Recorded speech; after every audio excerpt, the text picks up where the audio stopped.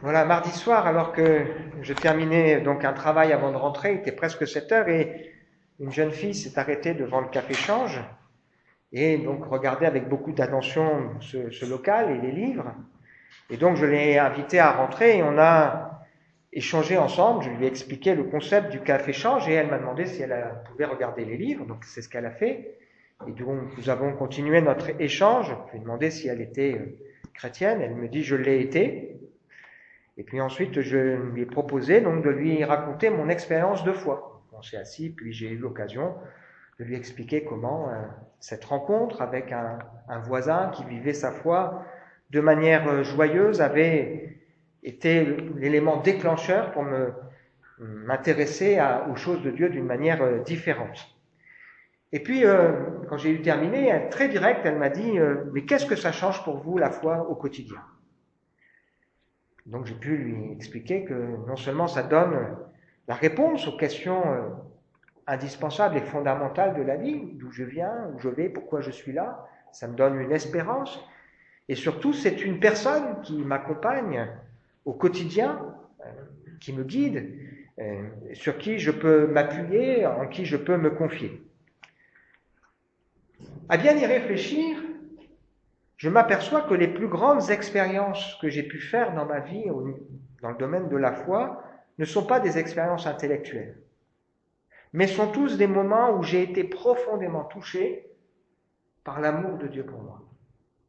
Bien sûr, il a fallu que je découvre des vérités, mais c'est au moment où ces vérités ont touché mon cœur que vraiment là, j'ai pu vivre des expériences fortes avec le Seigneur. Que ce soit quand je suis venu des premiers temps à l'église, où j'avais l'impression que les questions que je me posais, on y répondait, comme si c'était Dieu qui avait entendu mes pensées les plus secrètes ou les échanges que j'avais pu avoir dans l'intimité. Je me souviens quand j'étais blessé, d'avoir eu ce sentiment que j'étais blessé à propos de mes enfants, d'avoir le sentiment que Dieu aime mes enfants bien plus que moi, et ça a été une grande consolation pour moi. Ou quand dans ma vie, j'ai parfois, comme d'autres, eu des hauts et des bas, pas toujours été pleinement fidèle, et avoir le sentiment que Dieu continue de m'aimer quand même. Ce matin, on va faire une pause dans ce qu'on est en train de partager ensemble, puisque nous découvrons ensemble la première lettre que Pierre a écrite, pour encourager des croyants à vivre leur foi dans un contexte qui n'est pas toujours simple.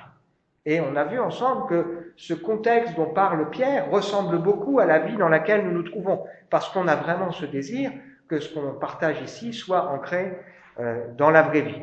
On va faire une pause parce que bien sûr c'est le temps de Pâques, et on veut considérer ensemble le plus grand, le plus bouleversant, le plus révolutionnaire, le plus extraordinaire, le plus surprenant, le plus puissant discours que le monde ait entendu.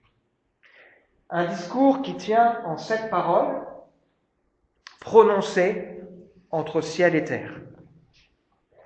Par celui qui s'est élevé, la Bible nous dit comme une faible plante, comme quelqu'un qu'on rejette, qui sort d'un sol aride, quelqu'un qui n'avait ni prestance, ni beauté pour attirer l'attention et plaire, l'homme de douleur, méprisé, abandonné des hommes, habitué à la souffrance, celui dont on détourne le regard. Alors le monde a connu des discours importants. Martin Luther King, quand il dit « j'ai fait un rêve ». Nelson Mandela, plusieurs fois, qui a fait des discours très forts lorsqu'il est sorti de prison, etc. Le général de Gaulle, pour nous en France. Mais le plus grand discours de tous les temps, c'est ce discours en 7 phrases que Jésus va prononcer sur la croix. Alors on sait que la Bible, qui est composée de différents livres, en particulier il y a 4 évangiles, l'évangile de Matthieu, Marc, Luc, Jean, qui racontent ce que des témoins oculaires ont pu voir de la vie de Jésus. Ce qui est remarquable, c'est que ces témoins oculaires ont concentré un tiers de leur récit à la période de Pâques. Un tiers. C'est dire à quel point ces quelques jours ont été des jours marquants et bouleversants pour eux. C'est comme si c'était dans ces jours-là des moments qui sont concentrés dans la vie. Parfois on vit ça, il y a des périodes de vie où il ne se passe pas grand-chose, puis parfois il y a des moments dans notre vie où tout se concentre, et c'est très fort. C'est ce qui s'est passé au moment de Pâques, et c'est ce qui s'est passé en particulier lorsque Jésus était sur la croix. Alors, Jésus a voulu préparer ses disciples en leur disant qu'ils devaient mourir, qu'ils devaient être rejetés des hommes, qu'ils devaient souffrir, qu'ils devaient être mis à mort, même par les gens religieux, livrés entre les mains des pécheurs. Et on sait que tout au long de leur cheminement avec le Seigneur, c'est quelque chose qu'ils n'arrivaient pas à entendre. Pourtant, il avait dit, il avait même dit qu'il ressusciterait, mais ça, ils n'arrivaient pas à l'entendre. C'est ce qui fait le lien aussi avec ce qu'on a dit ensemble depuis le début de cette présidence. Vous avez les femmes là qui vont au tombeau pour s'occuper du corps de Jésus après Pâques, et elles n'imaginent pas à un instant qu'il est ressuscité. Et elles trouvent la pierre roulée, et elles ne savent pas ce qui s'est passé. Et il faut qu'elles se souviennent de ce qu'il leur avait dit. Elles vont raconter qu'elles ont vu le tombeau vide, que Jésus est ressuscité, et la Bible nous explique que les disciples vont entendre ces discours et vont considérer que c'est comme des discours de gens insensés, parce qu'ils n'y croient pas. Et il a fallu vraiment que le Seigneur ouvre leur cœur, ouvre leur esprit, ouvre leur intelligence. Si vous lisez attentivement les évangiles, vous verrez que pourtant Jésus l'a dit pas moins de 7 fois à ses disciples. Il faut que j'aille à Jérusalem, que je sois rejeté par les hommes, que je sois rejeté par les religieux, qu'on me batte avec un bâton, et puis qu'on me mette à mort, et que le 3e jour je puisse ressusciter. Alors, Jésus a surpris par ses paroles. Jamais homme n'a parlé comme cet homme. Il a surpris par ses actions. Personne n'a pu faire ce qu'il a fait. Il a surpris par sa compassion, par sa lucidité, par sa sagesse. Mais le moment le plus important de l'histoire, c'est le moment où Jésus se trouve sur la croix et il prononce ce discours extraordinaire en cette parole qu'on va regarder ensemble ce matin. Alors c'est remarquable parce que souvent quand je discute avec des gens qui pourtant ont eu une éducation religieuse, ils ont du mal à comprendre à quoi sert la croix. Comprennent Dieu, l'amour de Dieu, ok, Dieu qui pardonne les péchés, ok, mais la croix, ils ont du mal à comprendre, alors que c'est l'événement le plus important de l'histoire de l'humanité. Dans les bandes dessinées d'Astérix, vous avez l'emblème de l'Empire romain là, qui marque la carte. La croix, c'est ce qui marque l'histoire du calendrier, l'histoire du monde tout entier. Alors, quelques éléments de contexte avant de lire les passages au fur et à mesure de ces paroles. On a fait passer Jésus pour un fou qui se prend pour un roi. On s'est moqué de lui. On l'a injurié. On l'a humilié, on a craché sur lui, on l'a livré publiquement en spectacle à la colère du peuple, et il s'est retrouvé entre ciel et terre, presque nu, déshonoré. Où étaient ceux qui l'avaient béni?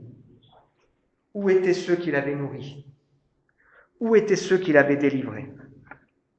On a organisé une satire de son royaume en lui mettant une couronne d'épines sur la tête. On a écrit « C'est ici le roi des Juifs ».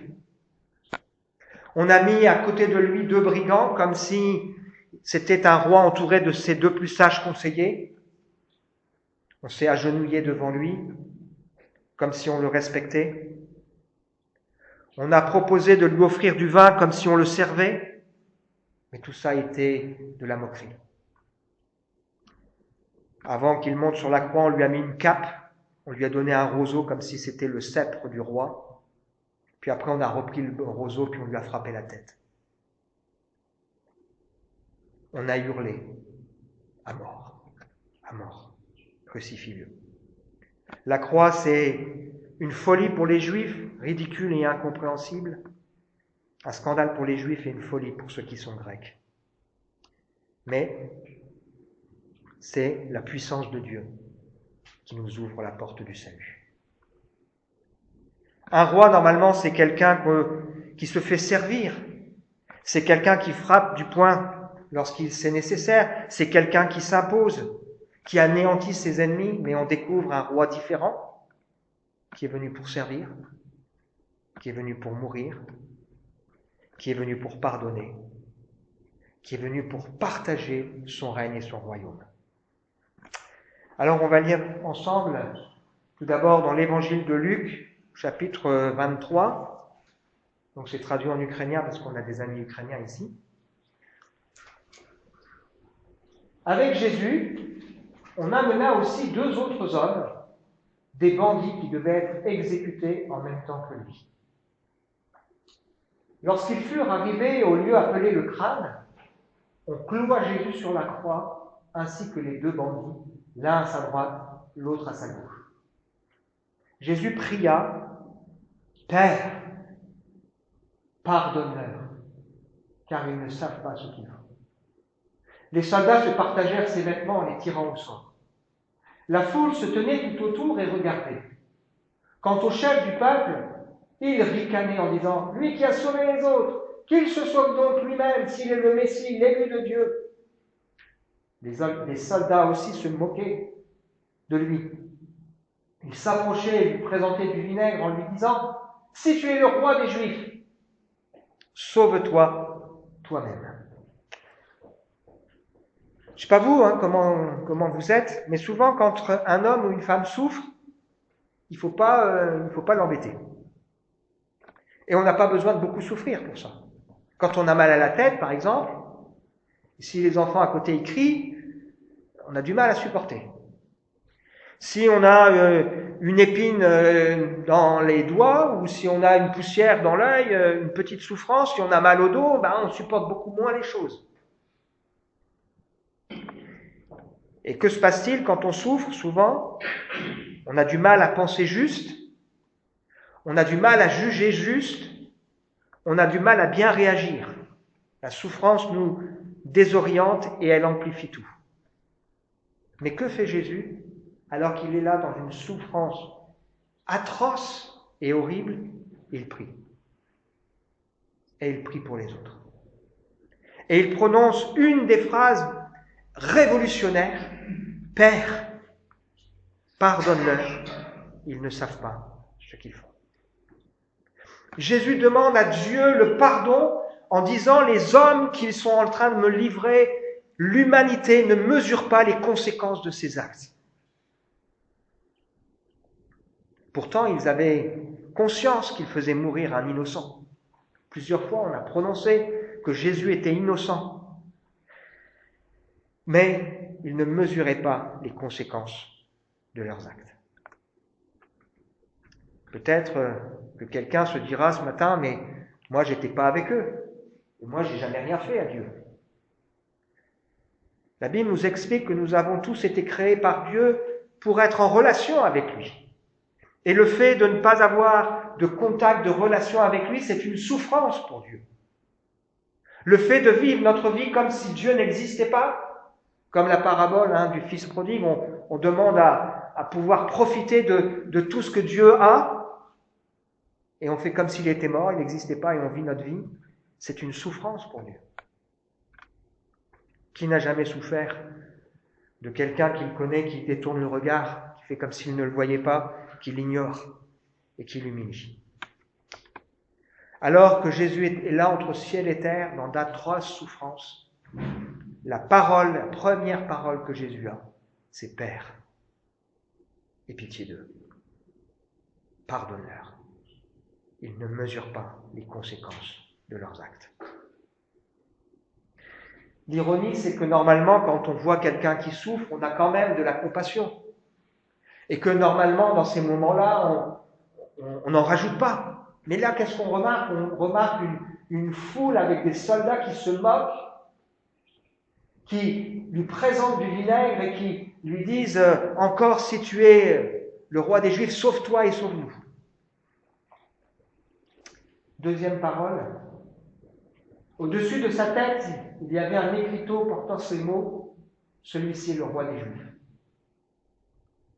L'un des deux criminels attachés à une croix l'insultait en disant « N'es-tu pas le Messie? Alors sauve-toi toi-même et nous avec. » Mais l'autre lui fit des reproches en disant « Tu n'as donc aucun respect de Dieu. Toi, et pourtant tu subis la même peine. Pour nous, ce n'est que justice. Nous payons pour ce que nous avons fait, mais celui-ci n'a rien fait de mal. » Puis il ajouta à Jésus « Souviens-toi de moi lorsque tu viendras régner. » Jésus lui répondit « Vraiment, je te l'assure aujourd'hui, tu seras avec moi dans le paradis. » Deuxième parole extraordinaire. Jésus qui invite l'humanité à travers un homme qui est un brigand à pouvoir partager sa gloire et son royaume. Les évangiles nous montrent qu'au départ, les deux brigands, tous les deux se moquent de Jésus. Et cet évangile-là nous précise que probablement au bout d'un moment, il y en a un quand même qui a un éclair de lucidité et qui se dit « mais c'est fou ce qui est en train de se passer ». On se moque de Jésus en lui demandant de se sauver lui-même, on le traite d'incapable, d'imposteur et d'impuissant, alors que Jésus est en train d'accomplir le plus grand de tous les miracles, ouvrir le ciel à des pécheurs. Cette scène nous montre que l'humanité est séparée en deux. D'un côté, il y aura ceux qui vont s'endurcir et continuer de faire comme si Dieu n'existait pas, voire de se moquer de lui. Leur souffrance va les pousser à dire « Et Dieu, qu'est-ce qu'il fait ?» Et de l'autre, une humanité qui va, à un moment donné, réfléchir, s'arrêter et se dire « Mais il y a quelque chose qui ne va pas là. » Qui va regarder qui est ce Jésus et qui va ouvrir les yeux. Je suis marqué parce que il est arrivé d'accompagner des gens dans leurs dernières heures. Parfois, j'ai vu des gens changer, au dernier moment, se tourner vers Dieu, mais j'ai aussi vu des gens rester endurcis et continuer de s'opposer à Dieu. Ça paraît incroyable. 5 choses vont se passer dans la vie de ce brigand qui va ouvrir son cœur. La première, c'est qu'il se met à craindre Dieu. Ne crains-tu pas Dieu? Tu n'as aucun respect de Dieu, toi? Il est consterné en se rendant compte qu'à un moment donné dans sa vie, il aura des comptes à rendre, qu'on le veuille ou non.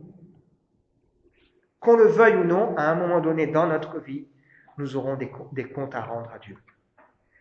La deuxième chose qui se passe dans son cœur, c'est qu'il reconnaît qu'il n'est pas un homme parfait, que c'est un homme coupable.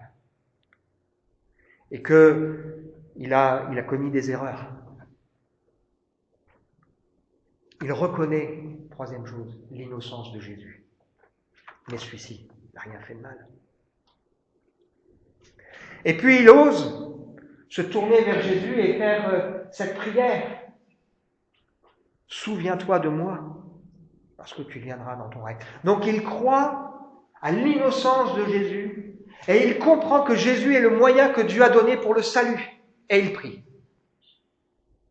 J'ai envie de dire, et toi? Est-ce que tu comprends qu'un jour tu auras à rendre compte à Dieu? Est-ce qu'un minimum de crainte de Dieu n'anime pas ton cœur? Est-ce que tu es prêt à reconnaître que Jésus est mort comme un innocent qui offre sa vie sur la croix pour oser lui dire « Fais-moi grâce, sauve-moi ». Quelle différence! L'un des deux est mort avec une assurance, l'assurance d'être sauvé. J'allais dire l'autre, il est mort aussi avec une assurance, l'assurance d'être perdu. Et toi, quelle est ton assurance? Est-ce que cet homme a pu faire quoi que ce soit pour se racheter? Non. C'était trop tard. La seule chose qu'il a pu faire, c'est reconnaître son état. Je suis pécheur, aide-moi. La seule chose qu'il a pu faire, c'est réclamer grâce. Troisième parole pour nous. On change d'évangile. Évangile de Jean. Près de la croix de Jésus se tenait sa mère la sœur de sa mère, Marie, femme de Cléopas et Marie de Magdalene.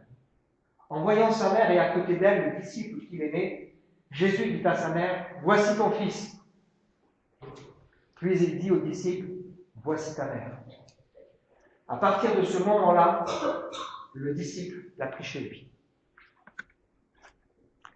Il semble, quand on compare les deux évangiles, c'est qu'au départ, un petit groupe des proches de Jésus se sont tenus près de la croix. Puis ensuite, ils se sont éloignés pour rejoindre les autres. Il y avait là plusieurs femmes qui ont accompagné Jésus depuis le début de son ministère, et en particulier, il y avait Marie. Et puis, il y avait aussi là celui qui se présente, j'aime beaucoup cette expression, comme le disciple que Jésus aimait, c'est-à-dire Jean. Parce que lui, dans son identité, il sait qu'il est aimé de Dieu, aimé de Jésus. Quel contraste saisissant ici entre le mépris de ceux qui se moquent de Jésus, le mépris et le sarcasme des autorités qui pratiquent ici la plus grande de toutes les injustices, et puis Jésus qui est sensible encore aux besoins de ceux qui l'aiment. Jésus ne se focalise pas sur sa souffrance au point d'en oublier celle de ceux qui sont autour de lui. Ça, c'est nous. Je ne sais pas si vous avez remarqué, mais quand on souffre, on ne fait pas attention aux autres et on oublie que parfois, avec nos souffrances, on fait souffrir les autres, qui sont là, qui nous aiment, qui voudraient, et on se comporte comme si avec notre souffrance qui compte. Mais Jésus, lui, réagit de manière différente. Il a beau être en pleine souffrance, en agonie, il voit devant lui une femme brisée. On sait que Jésus avait des frères et sœurs qui, au départ, ne croyaient pas en lui, que les choses vont changer après sa résurrection, puisque son frère Jacques deviendra d'ailleurs un des responsables de l'église de Jérusalem. C'est ce qu'avait déjà annoncé Siméon dès la naissance de Jésus, lorsque Marie s'était présentée avec Joseph au temple pour présenter leur enfant. Siméon leur avait dit, « Voici cet enfant est destiné à amener la chute et le relèvement de beaucoup en Israël, à devenir un signe qui provoquera la contradiction. Toi-même, une épée te transpercera l'âme, afin que les pensées de beaucoup de cœurs soient dévoilées. » Alors on pourrait se dire, c'est une petite phrase, « Voici ton fils, voici ta mère », mais qui ont dit long sur le cœur de Jésus. Et je crois que dans la foi, il y a un véritable équilibre, et dans la relation avec Dieu, il y a un véritable équilibre. Dieu sait que nous n'avons pas que des besoins spirituels, de pardon, mais Dieu sait que nous avons aussi des besoins qui sont des besoins affectifs.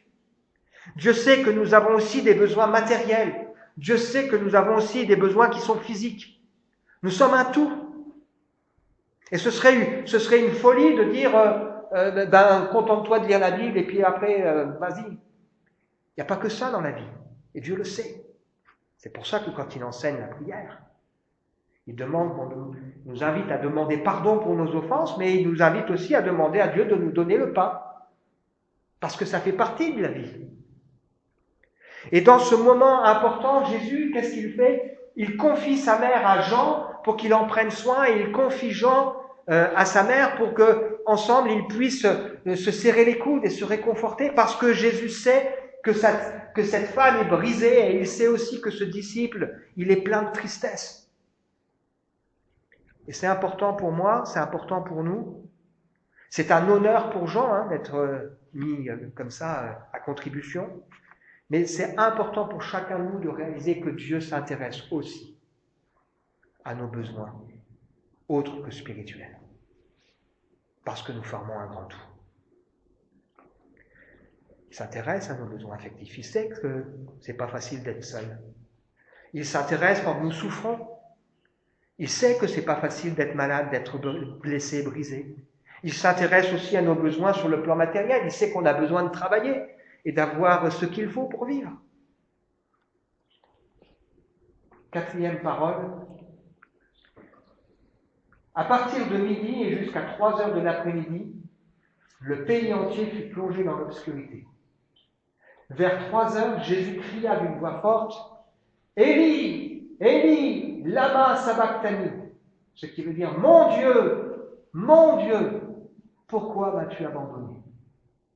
En entendant ces paroles, certains de ceux qui étaient là s'exclamèrent, il appelle Élie.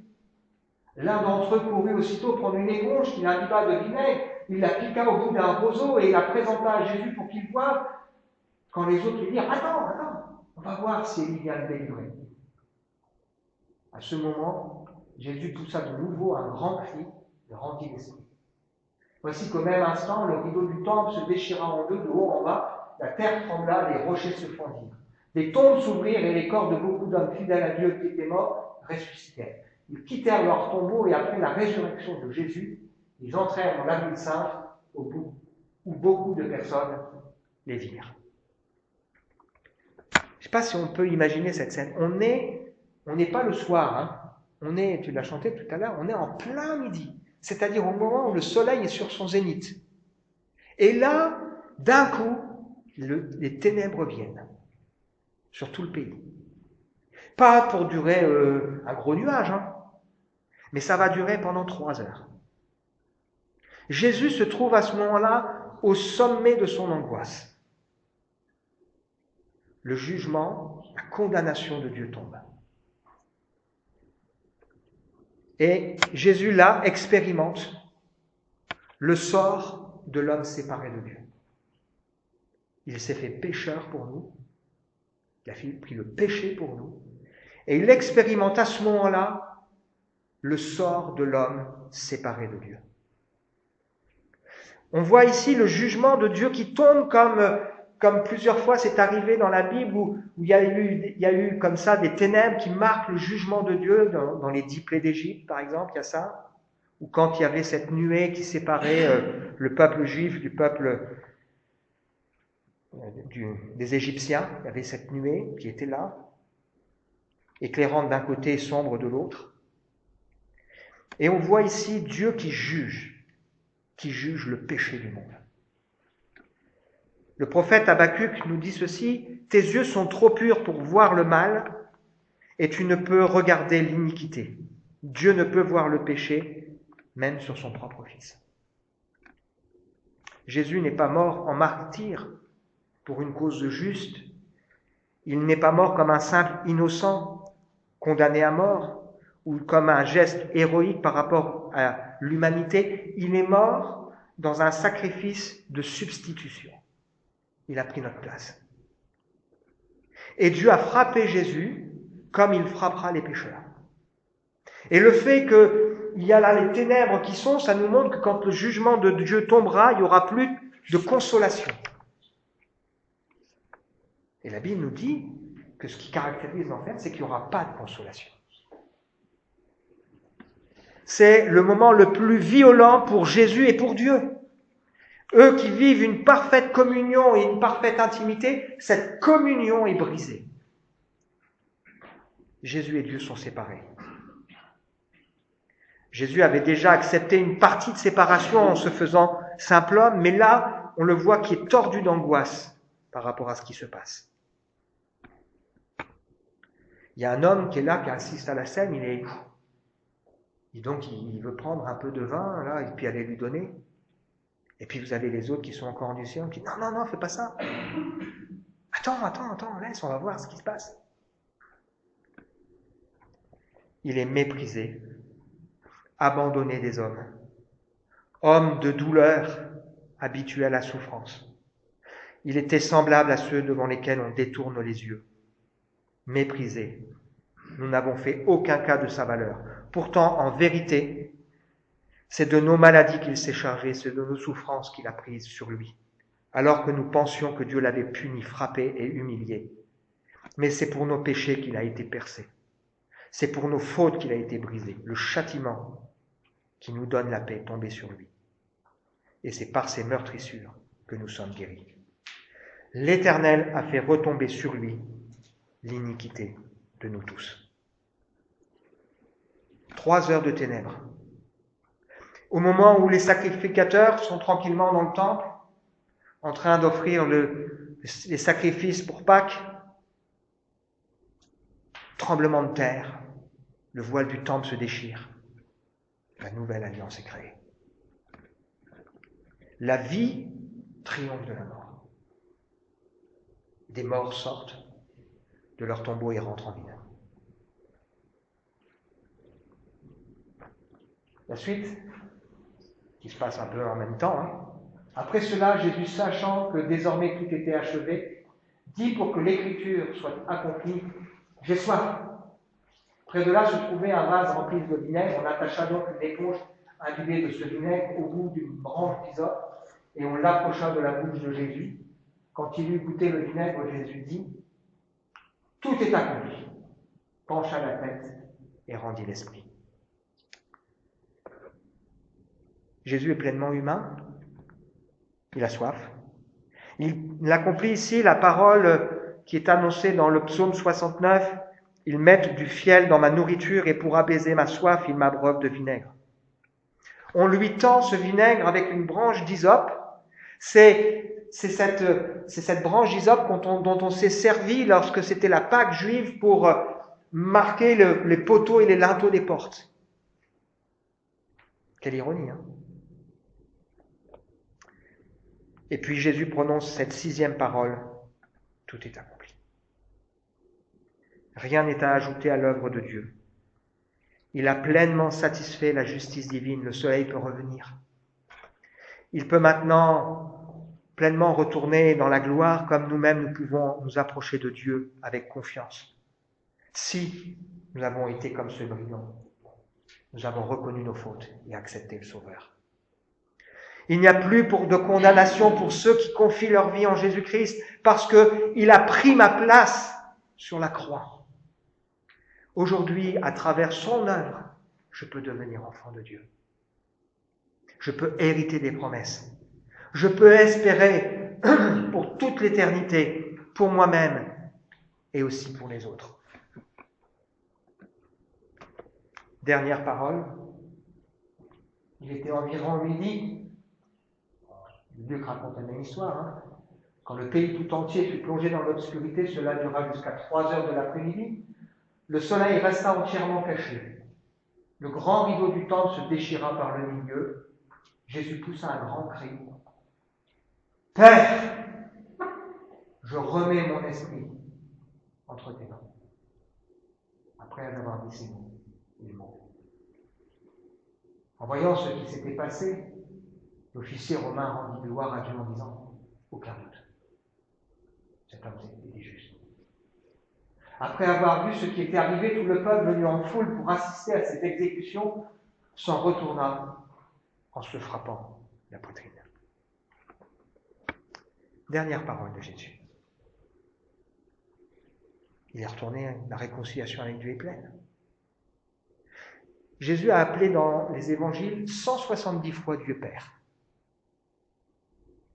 Dans les récits de Matthieu, Marc, Luc et Jean. Une seule fois, il a dit mon Dieu. C'est sur la croix. Au moment où, incarnant le péché, il prend pleinement ma place d'homme séparé de Dieu. Mais là, la réconciliation est pleine. Le sacrifice a été accepté. La lumière peut revenir.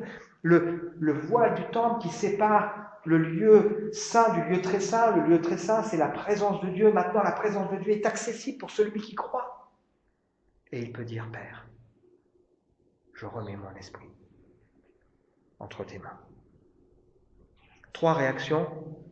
Le centenier et les soldats qui disent, waouh, mais cet homme, il était juste. Et il rend gloire à Dieu. La Bible nous dit, ils étaient saisis d'épouvante. Disant, mais qu'est-ce qu'on a fait? Il était le Fils de Dieu. Et la foule repart en se frappant la poitrine. Ils étaient venus assister en foule à un spectacle. Et ils repartent en se disant, mais qu'est-ce qu'on a fait? Comment va-t-on repartir ce matin de ce discours? En se frappant la poitrine? En disant, Père, je remets mon esprit entre tes mains.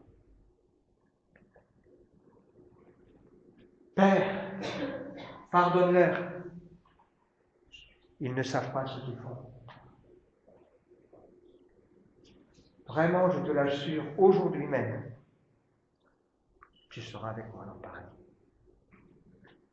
Est-ce qu'on peut saisir cette parole pour nous? Parce qu'on est comme ce brigand qui dit, pour moi, ce serait juste que je sois puni de Dieu. Mais Jésus, lui, n'a rien fait de mal. Seigneur Jésus, aie pitié de moi. Souviens-toi de moi. Et est-ce qu'on peut recevoir par la foi cette parole? Aujourd'hui, tu es avec moi, sauvé. Alors on est encore sur terre, hein, c'est pas le paradis sur terre. Mais la Bible nous explique que celui qui croit, il reçoit la vie. Il est réconcilié avec Dieu. Après, c'est juste une question de temps. Voici ton fils, voici ta mère. Mon Dieu, pourquoi m'as-tu abandonné? Jésus a subi pleinement notre sort, séparé de Dieu, pour que jamais nous ne soyons séparés, nous, de Dieu. Et nous avons cette assurance en tant que croyants aujourd'hui, Dieu est avec nous. Tous les jours, à chaque instant. Il m'entoure par derrière et par devant, il met sa main sur moi. J'ai soif, tout est accompli, et Père, je remets mon esprit entre tes mains. Qui est prêt à faire cette prière, Père? Je remets mon esprit entre tes mains. On veut prendre quelques instants pour s'incliner et réfléchir à ça. Et oser peut-être faire cette prière. Seigneur, je te remercie vraiment pour ce discours extraordinaire prononcé sur la croix, cette parole révolutionnaire,